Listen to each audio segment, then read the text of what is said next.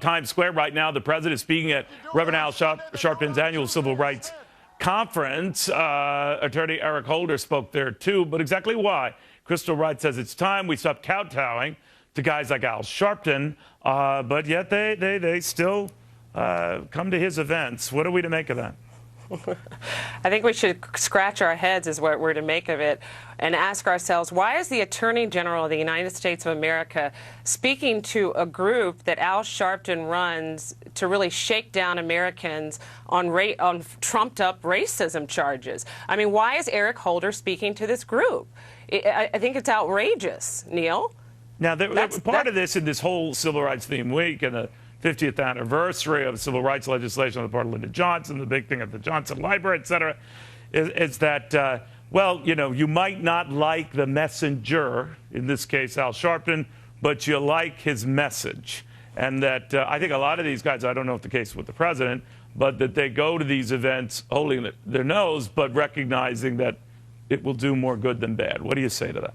Well, I think Eric Holder is going to this because, as you point out, Al Sharpton has elevated himself to this position of, I'm the black spokesperson for black Americans. And the reality is he does draw people to the polls. We're headed into a midterm elections when the Democrats are poised to lose control of the Senate. So I get it, but I think it's really, bottom line, it's offensive because Al Sharpton has done nothing to advance the civil rights of black Americans. He's done a lot to advance the profits in the linings of his pockets, Neil.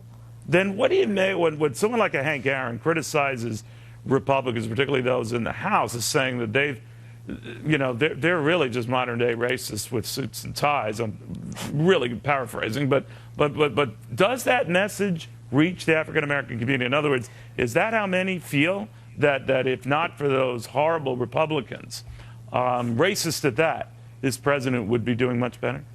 Well, I think for many black Americans, that rhetoric is appealing, especially when you have Eric Holder, when he spoke to Al Sharpton's group. You know what he said? He said, it's because I'm black, I'm the first. He didn't come out and say it in those terms, but he said he's being treated poorly because of his race. And that rhetoric really stokes people up, and it's not helpful when the Attorney General of the United States of America is playing into that because he refuses to take responsibility for his job. And what I would like to remind the Attorney General is that Barack Obama got elected twice. I don't think people think that we're a racist America. I think what people are outraged by is that this Attorney General doesn't uphold the laws of the land and thinks he can pick and choose which laws he wants to enforce and direct, you know, the state attorney generals to enforce. So it's not helpful. It further miscasts, it just gives misinformation to black Americans, and it's not helpful. Crystal, thank you very, very much. In the meantime,